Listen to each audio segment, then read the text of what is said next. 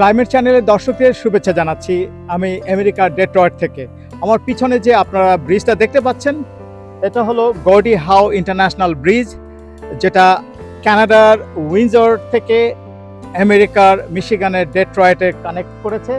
Canada এবং আমেরিকার বাণিজ্যিক চলাচলের জন্য একমাত্র ভরসা বলতে একমাত্র চাপ পড়তো এই যে ডেট্রয়েটের সাইড থেকে অ্যাম্বাসেডর ব্রিজ অনেক পুরনো হয়ে গেছে এবং এই ব্রিজটায় প্রচণ্ড রাশ থাকে, ভিড় থাকে, সেজন্য এখানে একটা ব্রিজের প্রয়োজন। সেই প্রয়োজনেই কানাডা এই ব্রিজটা তৈরি করেছে এবং এই ব্রিজটার বিশেষত্ব হলো অত্যাধুনিক ইঞ্জিনিয়ারিং এবং একমাত্র ইন্টারন্যাশনাল ব্রিজ যেটা ঝুলন্ত ব্রিজ বলতে পারেন, কেবল টেকনোলজিতে তৈরি হয়েছে এই ব্রিজটা। আপনারা দেখতে পাচ্ছেন একটা কমার্শিয়াল ট্রাক যাচ্ছে, কানাডা থেকে আসছে, এখন আমেরিকাতে উনি ঢুকলেন।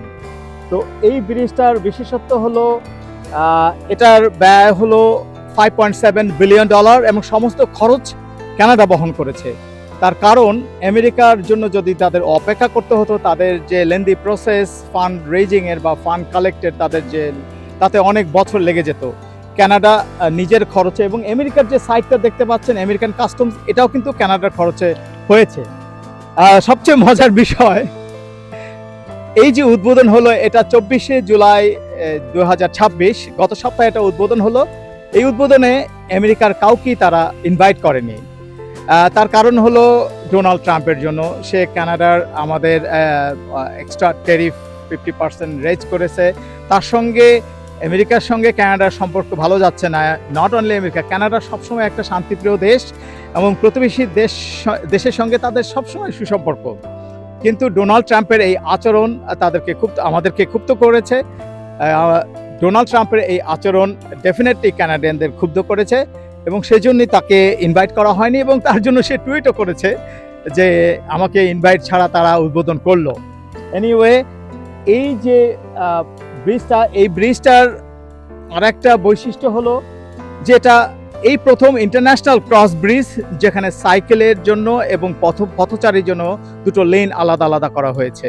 এবং এই ব্রিজটার আর একটা বৈশিষ্ট্য হলো ডাইরেক্ট 401 থেকে আমেরিকার ডেট্রয়েট I-75 এর সঙ্গে যুক্ত হয়েছে। তাতে কি হবে, লোকাল যে ট্রাফিক, নর্মালি আমরা ব্রিজ ক্রস করার পরে লোকাল ট্রাফিক হয়ে তারপরে আমরা হাইওয়েতে উঠি, কিন্তু এটার বিশেষত্ব হলো direct highway to highway, 401 to I-75। তো এটা পথ চলা কমার্শিয়াল যারা ট্রাক বাস চলেন তাদের জন্য এটা খুবই সহজ একটা পথ। অনেক সময় বাঁচবে এই ব্রিজটার কারণে এবং এটা আমাদের দুই দেশের যে বাণিজ্যিক সম্পর্ক খুবই স্মুথলি চলাফেরা করতে পারবে এই স্থলপথে। এবং এটা নট অনলি ফর কমার্শিয়াল, এটা সবার জন্যই উন্মুক্ত। এবং কানাডার তরফ থেকে কানাডার এটার যে টোল ধরা হয়েছে কমার্শিয়ালদের জন্য ডেফিনেটলি একটু বেশি, যারা গাড়ি নিয়ে আসবেন তাদের toll almost same, $4.50 something like that. তো এই ব্রিজটা একদমই নতুন উদ্বোধন হলো এবং দুটি দেশের মধ্যে আমাদের সম্পর্ক, বাণিজ্যিক সম্পর্ক আরও স্মুথ এবং সুন্দর হবে এই আশা রাখি। আমাদের Canadian legendary ice hockey player Gordie হাওয়ের নামে নামকরণ করে এই যে ব্রিজটা চালু হয়েছে, আশা করি এই ব্রিজের মাধ্যমে আমাদের দু দেশের বাণিজ্যিক যে চলাচল সেটা আরও স্মুথ হবে। আমি আজ বিদায় নিচ্ছি এ পর্যন্তই। Shahidul Haque Swapan, climate channel, Detroit, Michigan, USA।